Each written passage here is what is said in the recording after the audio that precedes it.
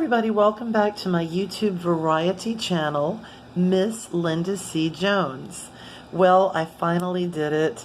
I prepared the keto-friendly cauliflower pizza crust, and for the first time in my life, I prepared a pizza. As you can see, my pizza is in a glass Pyrex dish on top of a piece of parchment paper. And the reason that my pizza is in this dish and it's a square shape rather than a round shape is because I've never made pizza in my life. I don't own a pizza pan. So I'm excited that the first time I'm preparing pizza, that it's the mega healthy, guilt-free, delicious way of consuming pizza. So before I get further into this video, just a little bit of a disclaimer. I'm not a doctor. I'm not a healthcare professional. So before beginning any type of health plan, including an eating regimen, be sure to check with your own personal physician, your healthcare professional. What I'm doing is simply sharing my positive experiences with food combining and keto. So I'm not doing full-blown keto. This is just me, but I'm doing a combination of food combining and keto recipes. So I'm going to walk through this recipe with you, but if you Google cauliflower pizza crust on YouTube, you will find a plethora of really, really wonderful not only recipes and different variations, but you will also find some really good demonstrations of the step-by-step and YouTubers actually showing the measuring and the preparing and the mixing and all of that good stuff.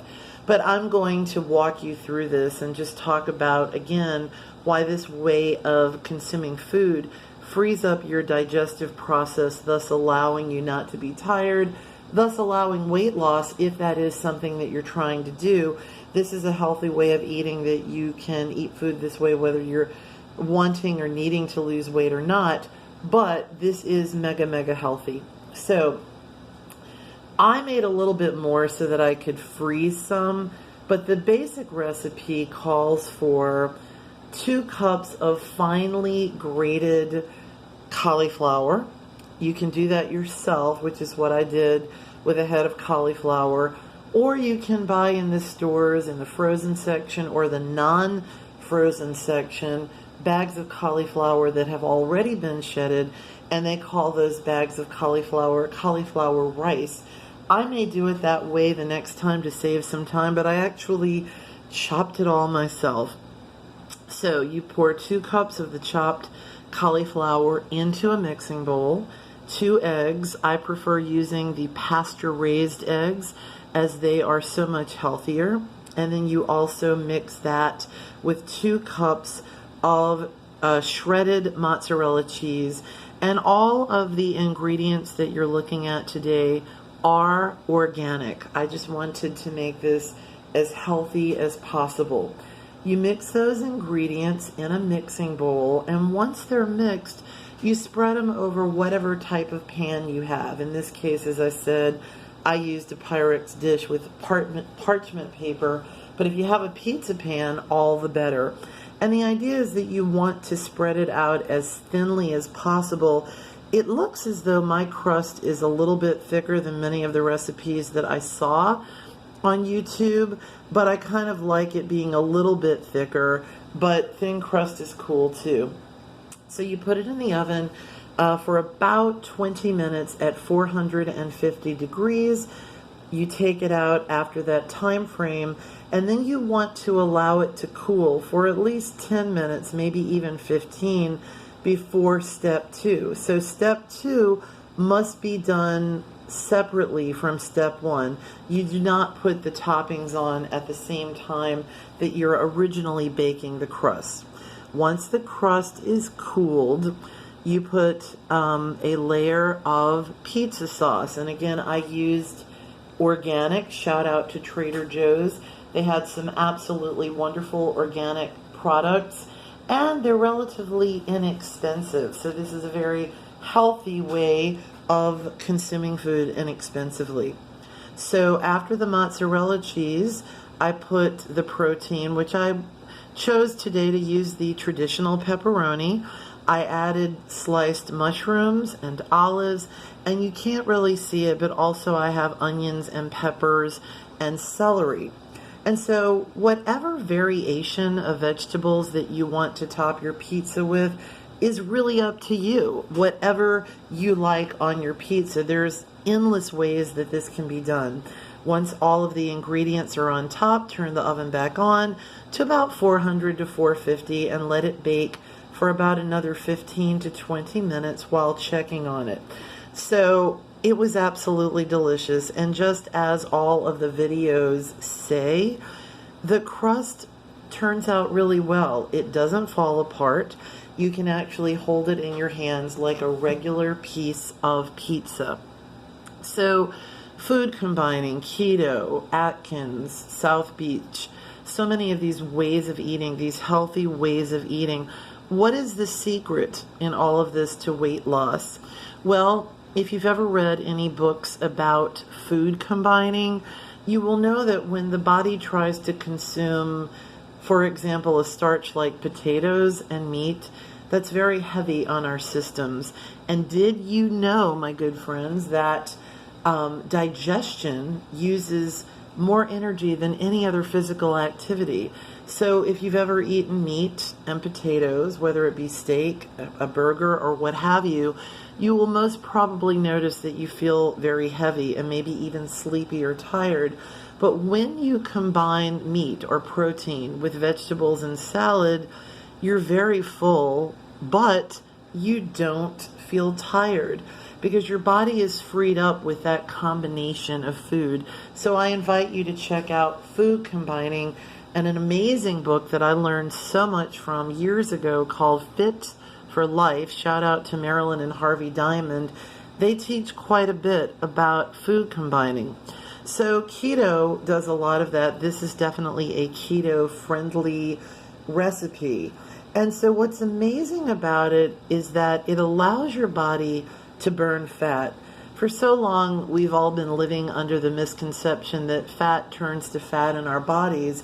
It's actually sugar that turns to fats.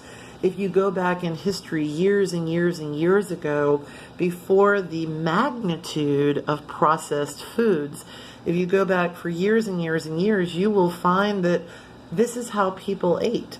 There were not processed chips and breads and rices and pastas and all of these things that, yes, they are delicious, but for a good majority of people out there that don't process these types of foods as well as others, it can cause weight gain and other health issues.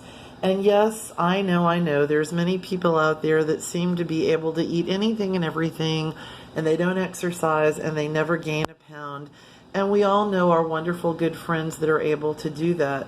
But the reality is vegetables and proteins and salads are so healthy for us. And when our bodies are freed up from the wrong combinations of food, not only are we full, not only do we have energy, but again, if we need to lose weight, we're able to lose weight.